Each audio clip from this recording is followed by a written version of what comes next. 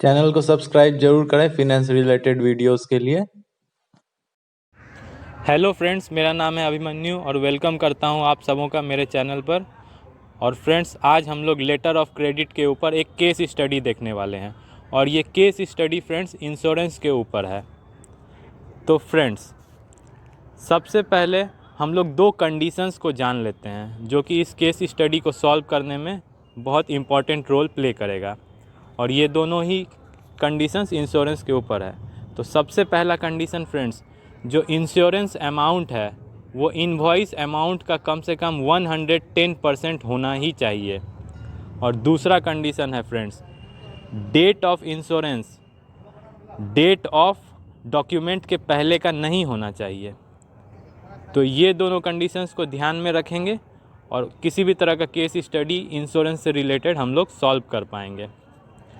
तो फ्रेंड्स, आइए अब हम लोग केस को देखते हैं। एक्चुअली केस क्या है, क्वेश्चन क्या है। तो अब ये पूछा जा रहा है कि bank A negotiates and forwards documents covering invoice for $500 under a transport document which is bill of lading dated 15/9/2019 to the opening bank under the said LC.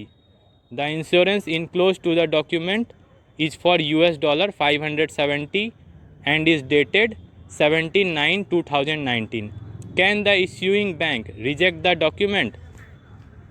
तो अब फ्रेंड्स, सबसे पहले हम लोग हल्का सा जान लेते हैं कि लेटर ऑफ क्रेडिट में होता क्या है। इसमें दो पार्टीज़ होती हैं, एक होता है बायर, एक होता है सेलर। तो सपोज़ करते हैं कि बायर इंडिया में बैठा हुआ है और सेलर यूएस में बैठा हुआ है। तो अब जो यूएस में बैठा हुआ सेलर है उसने गुड्स शिप कर दिया है, गुड्स को भेज दिया है। तो गुड्स को भेज दिया है, जाहिर सी बात है, तो उसका एक डॉक्यूमेंट होगा, प्रूफ होगा, एविडेंस गुड्स को भेजने का, जो कि होता है बिल ऑफ लैडिंग, जिसे कि ट्रांसपोर्ट डॉक्यूमेंट कहते हैं।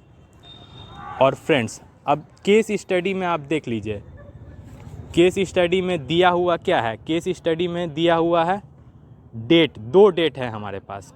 सबसे पहला ट्रांसपोर्ट डॉक्यूमेंट का डेट है और दूसरा इंश्योरेंस डॉक्यूमेंट का डेट है। ट्रांसपोर्ट डॉक्यूमेंट का डेट है 15/9 और इंश्योरेंस डॉक्यूमेंट का डेट है 17/9।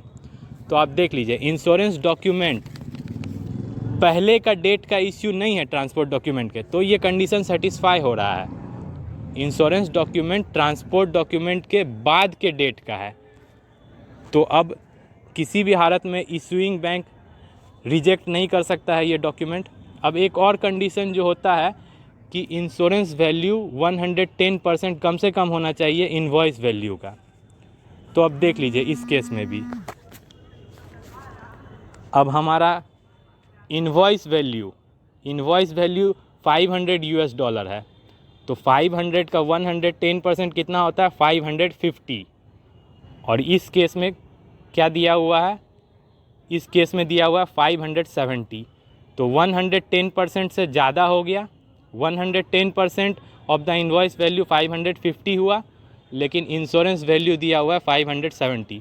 तो हमारे दोनों कंडीशंस सेटिस्फाई होते हैं। तो अब इश्यूइंग बैंक बिल्कुल रिजेक्ट नहीं कर सकता है निगोशिएटिंग बैंक को। अब इश्यूइंग बैंक ये नहीं बोल सकता है निगोशिएटिंग बैंक को कि हम आपको रीइंबर्स नहीं करेंगे। अब इस केस में इश्यूइंग बैंक को रीइंबर्सिंग बैंक को इश्यूइंग बैंक को निगोशिएटिंग बैंक को रीइंबर्स करना ही होगा अमाउंट। तो फ्रेंड्स, हमने देखा कि किस तरह से दोनों कंडीशन सेटिस्फाई हो जाते हैं और एक केस भी हमने अच्छे से स्टडी कर लिया है। ठीक है फ्रेंड्स, उम्मीद करता हूँ सभी को समझ में आया होगा अच्छे से, और जिनको भी वीडियो अच्छा लगा वो प्लीज़ लाइक करें, शेयर करें, और जिनको अच्छा नहीं लगा वो बेशक डिसलाइक करें। ठीक है फ्रेंड्स, थैंक यू।